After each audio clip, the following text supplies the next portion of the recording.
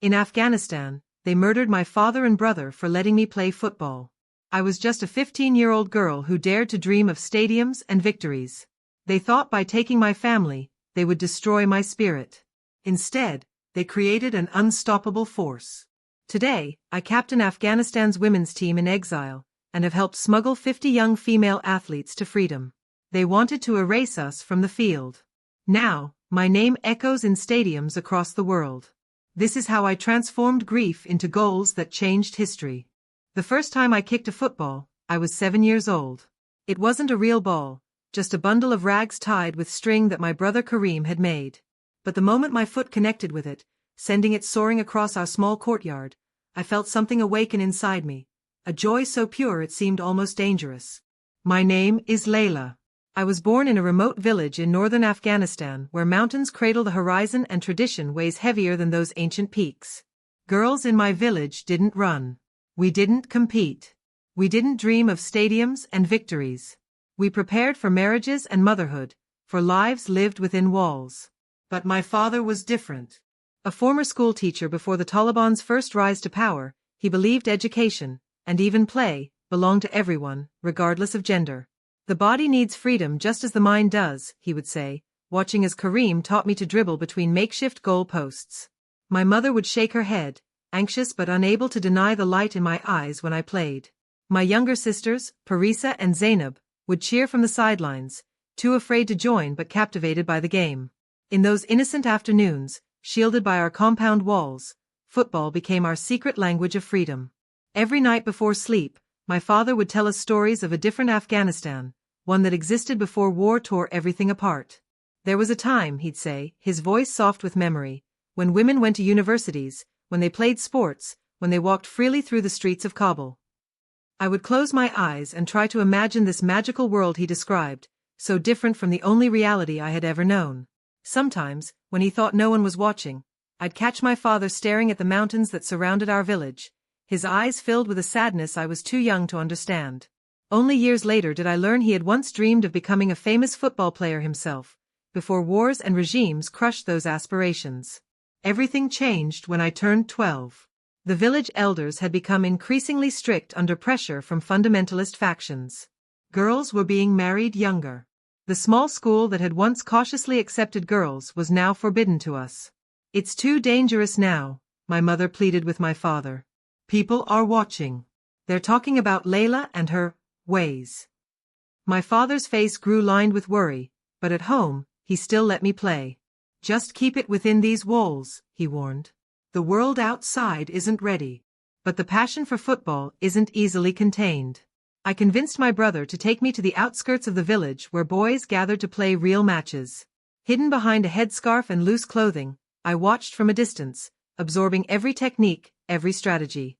One evening, as the other boys left, Kareem let me join him on the dusty field. Show me what you've learned, he challenged. For an hour, we played as equals, my swift feet and natural instinct for the game surprising even him. I scored against my brother 3 times, each goal punctuated with breathless laughter that echoed across the empty field. We didn't notice the men until it was too late.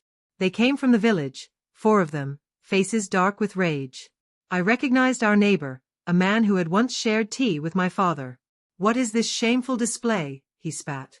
A girl playing like a man? Running with naked legs in the open. Kareem stepped in front of me. At 16, he was tall but still just a boy facing grown men. She's my sister. We're just playing. The first blow caught him across the face.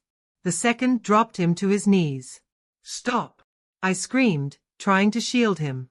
Please! When they finally left, Kareem's lip was split, his eye swollen. But it was the fear in his eyes that terrified me most. We have to get home, he whispered. Now.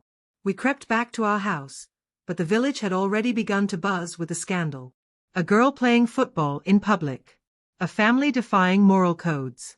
By nightfall, a crowd had gathered outside our home. My father stood at the door, his body a barrier between our family and their anger. Your daughter has brought shame to our village, their leader announced. She must be punished. Made an example of. She's a child, my father replied, his voice steady despite the danger. Playing a game. There is no crime in that. Then you are corrupted too, came the reply. The problem is clear. That night, as the crowd dispersed with ominous promises to return, I curled into a ball on my sleeping mat, listening to my parents whisper urgently in the next room. The weight of guilt crushed my chest. My passion for a simple game had endangered everyone I loved. Near midnight, my father came to sit beside me. In the dim light, I could see the lines of worry etched deeper into his face. Laila, he said softly, taking my hand, do you know why I let you play football when others would forbid it? I shook my head, tears sliding silently down my cheeks. Because I saw in you the same fire that once burned in me. A gift that should never be extinguished. He brushed the hair from my forehead with a gentleness that broke my heart. What happened today is not your fault. It is the fault of a world that fears the power of a girl who knows her own strength. Before dawn, he woke us all. Pack only what you can carry, he instructed. We leave in an hour. Before dawn, we slipped away. My parents, Karim, my two sisters, and me, leaving behind the only home we had ever known. Our destination was Kabul, where my father's cousin had offered shelter and the promise of a more moderate life. We traveled for 3 days, sleeping in abandoned buildings and moving only when necessary. My mother held my sisters close while my father and Karim took turns keeping watch. The football, a real one Karim had saved for months to buy, was left behind. Too dangerous a possession to carry. The journey to Kabul remains carved into my memory like a scar that never fully heals. We walked for miles along dusty paths, hiding whenever vehicles approached. At night, the mountain cold cut through our thin clothes, and I would hold my sisters close, sharing what little warmth I had. On the second day, we reached the most dangerous part of our journey, a border checkpoint between provinces. Even traveling within our own country required navigating armed men who could deny passage on a whim. Keep your eyes down, my father instructed us. Let me speak. If anything happens, he paused, eyes meeting my mother's in silent communication. Karim knows where to take you. I had never seen my father afraid before, but as we approached the checkpoint, I saw his hands trembling slightly. He had hidden our few remaining valuables, my mother's gold bracelet, a small roll of money, in the lining of his clothes. The checkpoint was manned by 4 armed men with hard eyes. They stopped us, demanding identification and reasons for travel. Visiting family in Kabul, my father explained, his voice casual despite the tension I could feel radiating from him. My wife's brother is ill. One of the men circled our small group, his gaze lingering too long on my sisters and me. These are all your children? Yes, my father said. The man pointed at me. This one looks too old to be traveling without proper papers. My heart hammered against my ribs. I was 15 but could pass for older. I kept my eyes fixed on the ground, praying silently. She's 13, my father lied smoothly. Just tall for her age. For a terrifying moment, nobody spoke. Then the guard held out his hand. Crossing fee. It wasn't official. It wasn't legal. It was extortion, plain and simple. But we had no choice. My father reached into his pocket and produced a small sum, not too much, which might raise suspicion, but enough to satisfy. The man counted it slowly, then nodded toward the barrier. Go. We passed through, not daring to breathe easily until the checkpoint was well behind us. That night, huddled in an abandoned shed, I heard my mother weeping quietly as she counted our remaining money. It wouldn't be enough to sustain us for long in Kabul. The final leg of our journey took us through mountain passes where the path sometimes narrowed to barely the width of a single person. Karim carried Zainab, our youngest, when her small legs could no longer keep pace. My father supported my mother, whose health had never been strong. I walked behind them, one hand clutching Paris's, the other holding a small bag containing everything I'd been able to bring from home, a change of clothes, a notebook of my father's poems, and a photograph of our family taken 3 years earlier at a relative's wedding, the only image we had of all of us together. On the final night before reaching Kabul, we camped in a small grove of trees. The distant lights of the capital glowed on the horizon like a mirage. I sat apart from the others, staring at those lights, wondering what awaited us there. Karim found me, sitting silently beside me. I'm sorry, I whispered, the guilt that had been building for days finally spilling over. This is all because of me. He put his arm around my shoulders. No, Laila, this was always going to happen. If not for your football, then for my books, or for father's teaching, or for any of the 100 ways we refuse to let them control our minds. He squeezed my shoulder gently. At least this way, we leave on our terms, with our dignity. The next morning, we entered Kabul, 6 exhausted travelers among thousands of others seeking refuge from the oppressive rule that had overtaken the countryside. Kabul was nothing like our village. Even under strict control, the capital hummed with hidden life, with whispered possibilities. My father's cousin Ahmad welcomed us into his modest apartment where his wife Fatima and their 3 children already lived in cramped quarters. It's temporary, my father assured us, though his eyes told a different story. Within weeks, he found work as a laborer, Karim as a helper in a repair shop. My mother took in sewing, working late into the night. I attended a secret school run in the back of a tailor shop, alongside my sisters. 4 months, football existed only in my dreams. Then one afternoon, from the window of our apartment, I spotted girls playing in a walled courtyard. Not with a ball, but with such familiar movements that my heart raced. I begged my mother to let me go downstairs. Absolutely not, she said. But Karim, seeing my desperation, offered to accompany me. We'll just watch from a distance, he promised. No one will notice us. The girls were playing a version of football with a rolled-up bundle of fabric. Their movements were restricted by long clothing, their goals marked by piles of stones, but unmistakably, they were playing the game I loved. I watched, transfixed, until one of them noticed me. Do you want to join? She called. Her name was Soraya, and she would become both my dearest friend and my fiercest competitor. Her father had been a football coach before such roles disappeared. In secret, he had taught his daughter, who in turn had gathered other girls with the same forbidden passion. We have a real ball, Soraya whispered to me after we played. And sometimes, when it's safe, we play in my uncle's warehouse. He believes girls should have sport too. For the first time since leaving our village, hope flickered inside me. I didn't tell my parents at first. This secret was too precious, too fragile. 3 times a week, Karim would walk me to the courtyard, then to the warehouse as trust grew, pretending he was taking me to a friend's home for studying. Our small group of 6 girls became a team in every sense. We created strategies, assigned positions, practiced until our muscles burned. Soraya's father occasionally watched from doorways, offering whispered coaching and quiet applause. For 2 years, football was my salvation in a world growing increasingly restrictive. My body grew stronger, my skills sharper, my dreams bigger. Some nights, I imagined playing in real stadiums, representing Afghanistan on a world stage, showing every girl back in my village that another life was possible. Then came the day when everything I loved was ripped away again. I was 15 when a neighbor saw me returning from practice, a muddy smudge on my clothing betraying my activities. By sundown, word had reached our home. My father's face drained of color as accusations echoed up the stairwell. They know, he said simply. That night, as my parents argued in hushed, desperate voices, I heard the words that shattered my heart. We've already lost everything once because of her games. We cannot risk the other children. My mother came to me before dawn, her eyes red from weeping. You must stop, she begged. Please, Laila. For your sisters. For all of us. I gave her my word, even as something withered inside me. Days stretched into weeks without football. I grew hollow, moving through life like a shadow. Soraya came to our apartment once, asking for me, but was turned away. My world narrowed to school, home, and the crushing weight of being the cause of my family's fear. Then tragedy struck with the sudden brutality that had become too familiar in our country. A bomb exploded in the market where my father worked. 17 people died instantly. My father and Karim were among them. The heart of our family was torn away in an instant. My mother collapsed into grief so profound she couldn't rise from bed for weeks.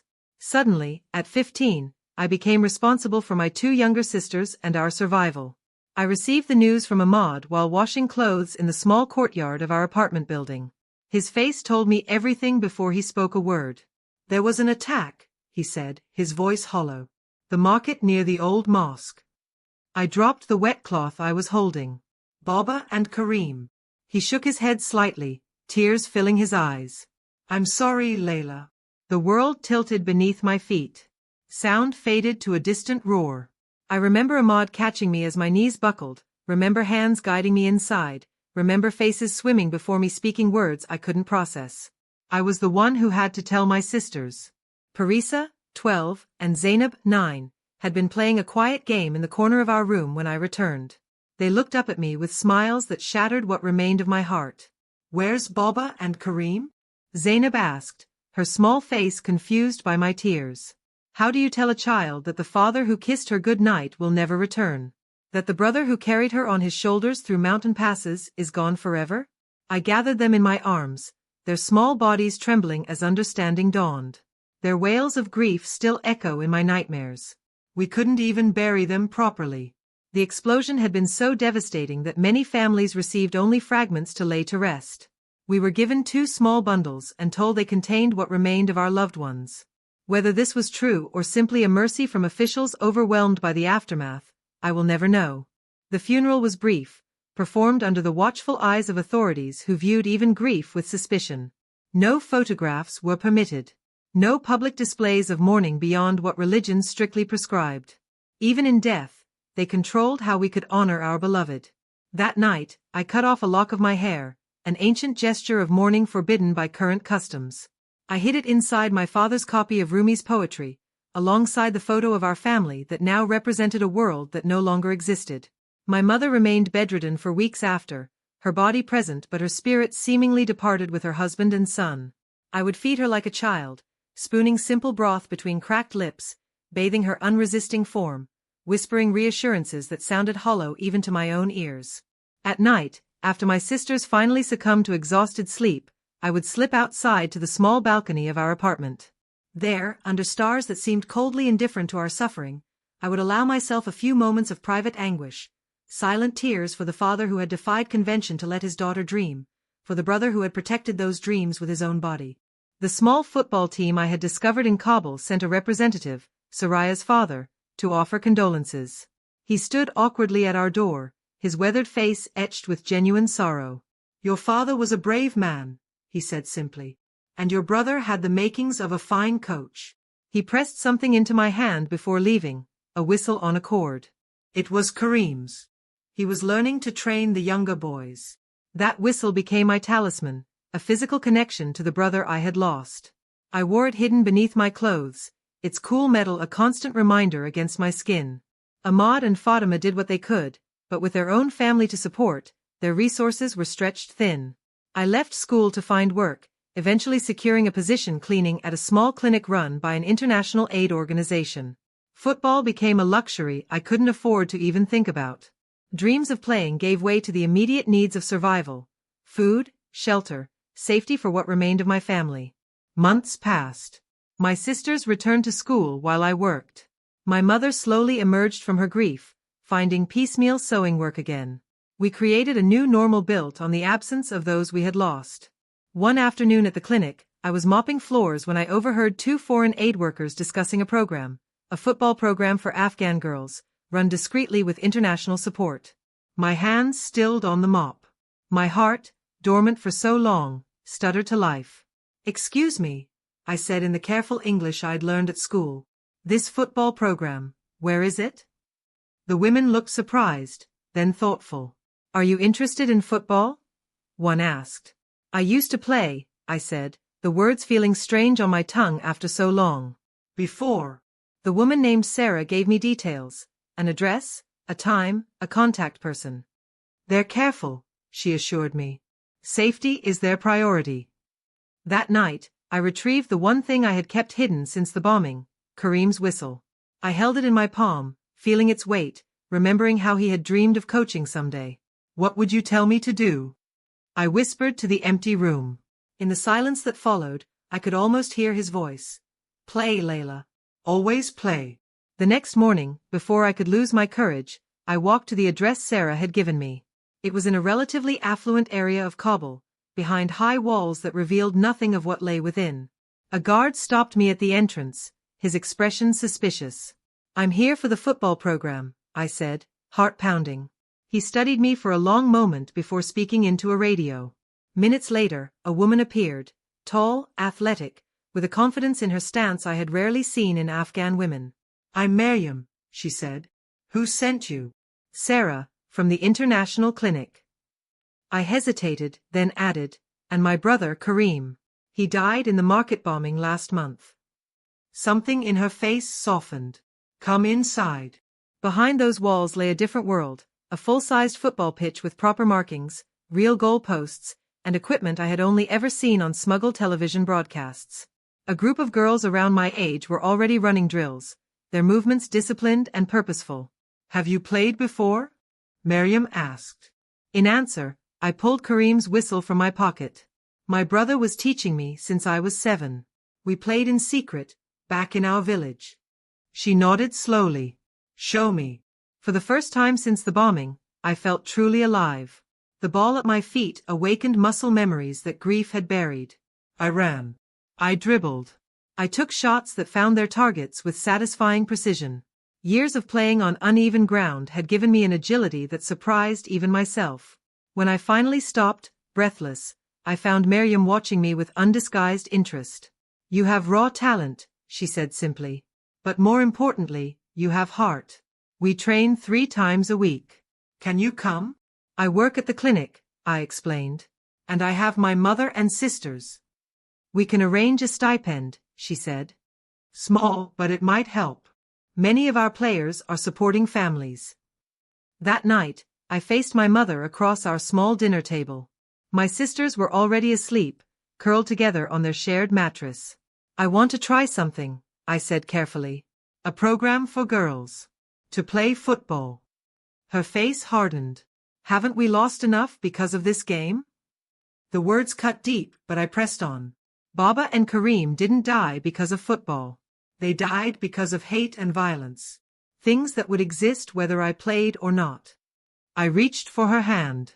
The program is safe. Protected. And it offers something else, education opportunities abroad. Scholarships for girls who show talent. Her fingers trembled in mine. You want to leave us? I want to help us, I corrected gently. If I could study abroad, maybe play for a real team, I could send money home. Give Parisa and Zainab chances we never had. For a long moment, she was silent. Then, your father would be proud of your courage. And terrible at hiding it, just as before. It wasn't permission, but it wasn't refusal. It was enough. The program operated out of a compound with high walls and discreet security. Inside, 23 girls from across Kabul gathered 3 times each week. We practiced on a dirt field with actual goalposts, actual balls, actual hope. Our coach was an Afghan woman named Miriam who had played briefly for the national team before it was disbanded. She had escaped to Europe, then returned despite the dangers, determined to nurture the next generation. They can take away our stadiums, she told us. They cannot take the game from our blood. The first time I put on proper football boots, donated by an international charity, I wept. When I scored my first goal during practice, the other girls lifted me onto their shoulders, their cheers echoing against the compound walls. For 6 months, I lived a double life, clinic worker by day, footballer by dusk, sister and daughter in the hours between. My body grew strong again. My mind focused on something beyond survival. Then came the opportunity we had all trained for, trials for scholarships to a sports academy in Qatar. 3 positions available to Afghan girls who showed exceptional promise. You're ready, Miriam told me. You have the skill, the instinct, and most importantly, the heart. The trials were held under the watchful eyes of international scouts. We played with a desperation born from knowing this might be our only chance to escape the narrowing future our country offered. I played as I never had before, not just with skill but with a memory of every prohibition, every loss, every moment of being told girls couldn't or shouldn't. I played for my father who had first allowed me to dream, for Kareem who had protected that dream, for my mother and sisters who lived in the shadow of what dreams could cost. When the selections were announced, my name was called first. The scholarship offered everything: education, training, a stipend to send home. But it required leaving my mother, my sisters, the remains of the family I had sworn to protect. You must go, my mother said when I showed her the offer letter, her voice steady despite the tears in her eyes. This is why we left the village. Why your father stood against them. So that one day, one of us could break free. I can't leave you, I whispered. She cupped my face in her work-worn hands. You already saved us, Laila. The money from this scholarship will educate your sisters, secure our home. Now save yourself. 3 weeks later, I stood at Kabul International Airport, a small bag containing everything I owned. My mother and sisters clung to me until the final boarding call. Ahmad had arranged the necessary paperwork, navigating the complex permissions required for a young woman to travel alone. Play so well they can't ignore you, my mother whispered. Play so well they must see all of us. Qatar was another world. Sleek buildings, unfathomable wealth, and for me, the miracle of an actual football academy with manicured pitches and professional training. The adjustment was brutal. My skills, impressive in Afghanistan, were raw compared to girls who had trained professionally for years. My English struggled to keep pace with classes. Loneliness ate at me during nights when I stared at the ceiling, wondering if I had made a terrible mistake. But I had not come so far to surrender. I trained harder than anyone else, first to arrive, last to leave. I studied until my eyes burned. I sent half of my stipend home faithfully, keeping just enough for necessities. Slowly, my game transformed. What I lacked in formal training, I made up for in hunger and natural instinct. My coaches noted my field vision, an ability to see plays developing before they happened. My teammates began to look for me during matches, trusting my judgment. After 2 years at the academy, I was scouted by a professional club in Europe. The offer came with a proper salary, enough to bring my family out of Afghanistan if they chose. In video calls, I watched my sisters grow. Parisa was now interested in medicine, Zainab in engineering. My mother had aged, but there was pride in her eyes when she saw me in my team uniform. Your father appears in my dreams, she told me once. He is always watching you play. Success followed success. I moved from club to club, each more prestigious than the last. My name began to appear in sports headlines, not just as a novelty, an Afghan refugee player, but as a talent in my own right. Then came the moment I had both dreamed of and dreaded. The new Afghan women's national team, operating in exile, invited me to join them. Playing for Afghanistan would mean putting a target on my back. It would mean standing publicly against the forces that had driven me from my home. It would mean using my name and face as symbols in a struggle much larger than football. I said yes without hesitation. Our first international match was against Bangladesh. As I stood on the field wearing Afghanistan's colors, the anthem playing, I thought of the ragball in our courtyard, the dusty field where Kareem had defended me, the secret games in Soraya's uncle's warehouse.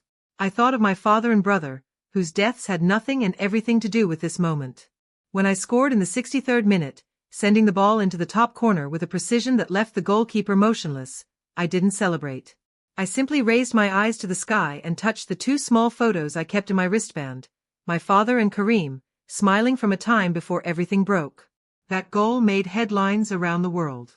Not just because it secured our victory, but because of what it represented: defiance, resilience, the refusal to be erased.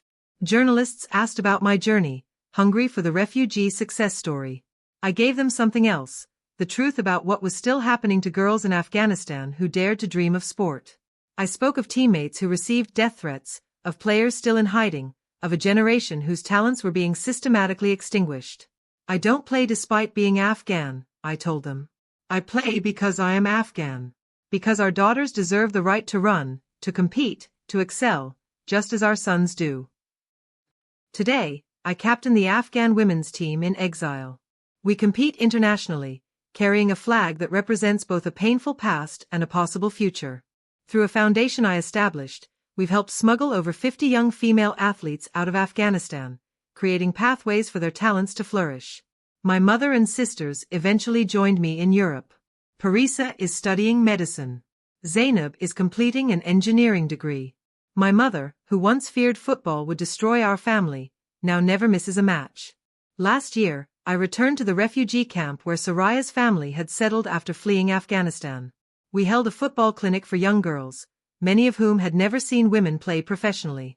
When I placed the ball at the feet of a 7-year-old girl whose eyes mirrored my own childhood hunger, something came full circle. They tried to stop us from playing, I told the gathered girls. So we became unstoppable. Some believe revenge requires violence, an eye for an eye, pain for pain. But I found a different path. My revenge is lived through every sprint down the field, every goal that makes crowds roar my name, every girl who sees me and thinks, I can do that too. My revenge is the foundation that bears my father's and brother's names. My revenge is the scholarship program that has sent 27 Afghan girls to universities around the world. My revenge is speaking at the United Nations about girls' right to sport and receiving a standing ovation from world leaders. My father once told me that freedom begins in the body before it reaches the mind. When I play, sprinting across green fields with nothing holding me back, I understand what he meant. It's why they fear girls with footballs, girls who run, girls who embrace the power of their own bodies, because physical freedom awakens all other forms of liberation. They took my father and brother. They took my homeland and childhood. They tried to take my game. But a ball still rolls across fields. Girls still kick with precision and power. Names like mine still echo in stadiums. And somewhere in Afghanistan, behind high walls or in hidden courtyards, girls are still fashioning balls from rags and string, still finding ways to play, still keeping the beautiful game alive in the most dangerous places to be female. That is my real victory. That is my enduring goal. Beyond all final whistles, beyond all scoreboards, the game continues.